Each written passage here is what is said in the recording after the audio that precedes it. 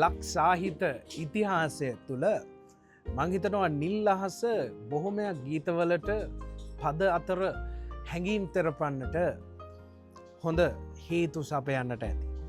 හැබැයි මේ කියන ගීතයේ නිල් අහස ගැන නෙවෙයි සිත්අහසෙන් මගේ කවියක් ලියලා හැංගිලා ගියපු ඇය ගැන තමයි කියන්නේ.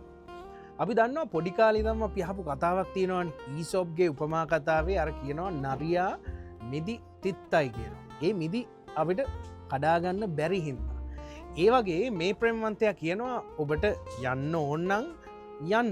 වෙනස් වෙන ලෝකේ නොවෙනස් වෙන එකම දේ වෙනස් වීම කියලා හිතලා හිත හදාගත්තා කියන එක ඔප්පු කරන්නට බැරි ගීතයක් බවට පත් වෙන්නේ. ඔව් අර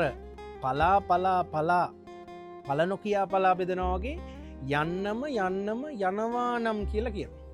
එහෙම කියලා ඒකම කියනවා මට ඉන්න කියන්නට බැහැ නේද?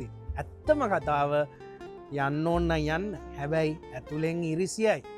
ඇතුලෙන් කැමති නෑ. එහෙම තමයි ආදරය. ගියත් පපුව ඇතුලේ හදවත ගැහෙනවා ඒ ආදරේනේ මතකයන් වලින්. ඉතින් ඒ හින්දා එයා බෝඩ් එකක් ගහනවා. එයාගේ හිත ඉස්සරහා ඔයා ගියොත් ආයි නම් එන්න එපා. හැබැයි එහෙම බෝඩ් දැම්මට එහෙම බෝඩ් කුඩු පට්ටම් කරගෙන ආයි ආවොත් වැළඳගෙන ආදරයෙන් සෙනෙහසෙන් තමන්ගේ ජීවිත කතාව ගොඩනගන ආදරවන්තයෝ තමයි බොහොම වැඩි. ඊට පස්සේ අතීතය මතක් කරනවා. හුරතලෙන් දැවටිලා මගේ ළඟින් මේ කාලේ හිටපු අතීතය ඔයාට මතක නම් මට කොච්චර දේවල් ඔබ කියලා ඇද්ද? මම ඔබට කොච්චර දේවල් කියලා ඇද්ද?